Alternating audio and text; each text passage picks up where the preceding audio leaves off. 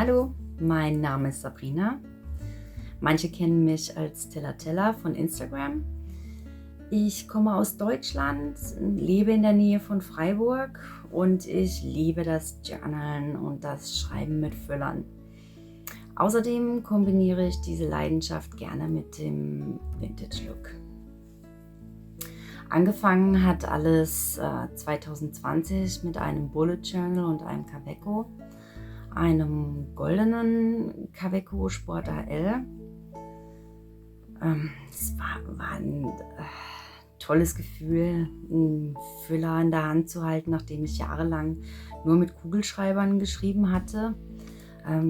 Fühlte sich fast an wie zu Schulzeiten. Ich war jedenfalls sehr zufrieden mit meinem Kaweco und dem Schreibgefühl, so dass ich über Instagram auch auf weitere interessante Marken aufmerksam wurde. Füller passen perfekt zum Journaling. Alles anders als ein Kugelschreiber hat ein Füller meines Erachtens ein sehr viel höheres Potenzial, wenn es um die Handschrift geht.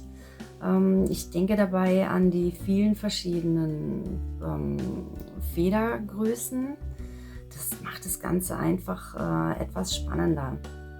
Und vom Schreiben mal ganz abgesehen, optisch strahlt ein Füller eine gewisse Eleganz aus, die sich wiederum auf Fotos hervorragend macht. Außerdem erinnert mich ein Füller an damals, als die Leute mit Vogelfedern schrieben, was uns auch wieder zum Vintage-Look zurückbringt.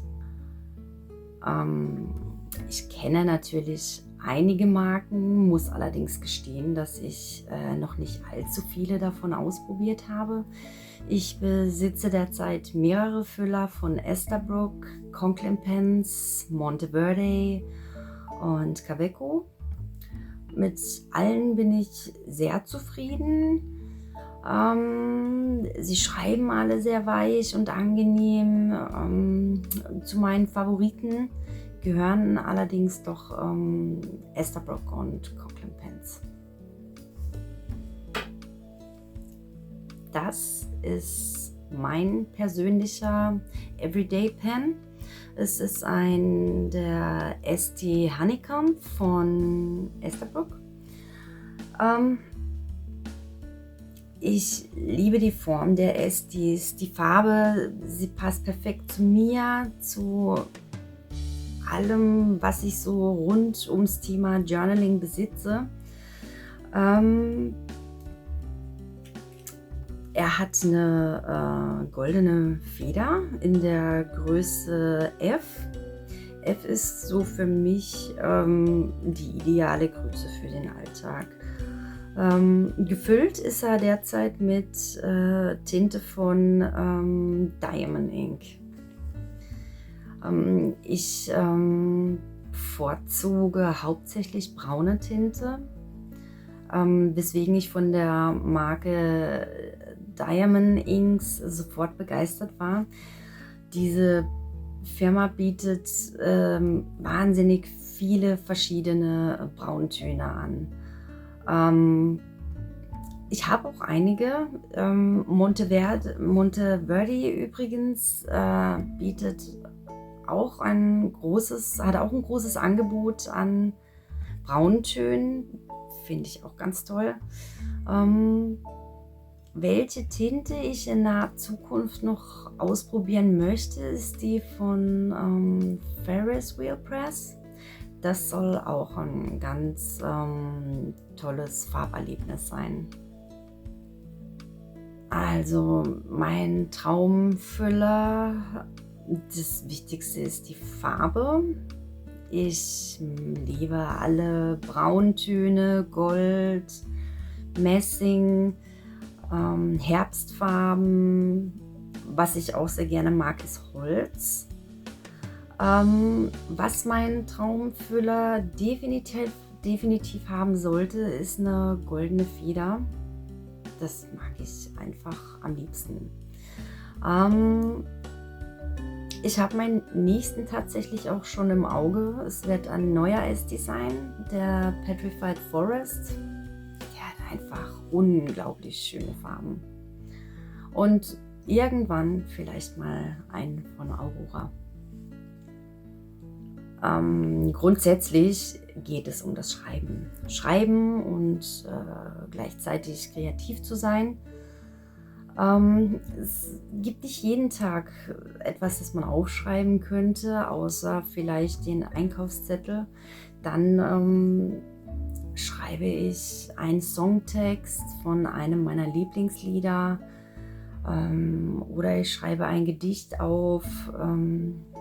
In einem meiner Journals habe ich angefangen, eine Geschichte zu schreiben.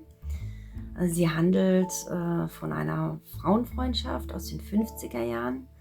Die Geschichte erzählt sich quasi durch den Briefwechsel von Mary und Alice. Alles rein fiktiv natürlich. Aber diese Seiten dann mit alten Papieren und Fotos aus damaliger Zeit dekoriert, lassen das Bild, also die gesamte Seite, quasi zum Leben erwecken. Und der Betrachter meines Bildes, der soll genau dieses Gefühl bekommen, dass man nachempfinden könnte, wie es zu dieser Zeit wohl war. Und das ist das, was es so schön macht für mich. Also der Kreativität sind da einfach keine Grenzen gesetzt. Generell mag ich es, wenn da so richtig was los ist auf den Bildern.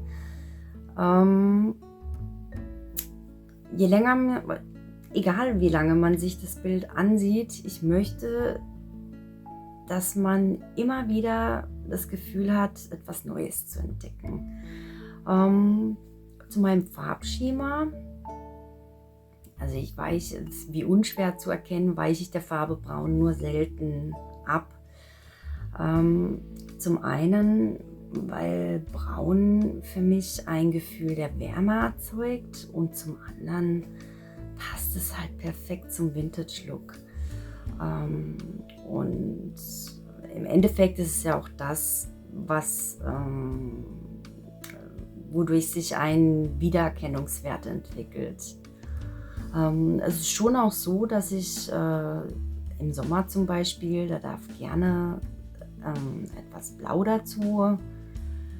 Braun und Blau lassen sich wunderbar kombinieren, und so findet dann auch wieder ein blauer Füller Platz auf meinen Bildern. Im Herbst zum Beispiel, da wird alles etwas bunter mit Gelb, Rot, Orange, oder zu Weihnachten ganz klassisch Rot und Grün. Wobei ich sagen muss, dass ich auch da immer darauf achte, dass ich in meinem Vintage-Look bleibe. Ich weiß nicht, was es ist, aber da fühle ich mich einfach zu Hause.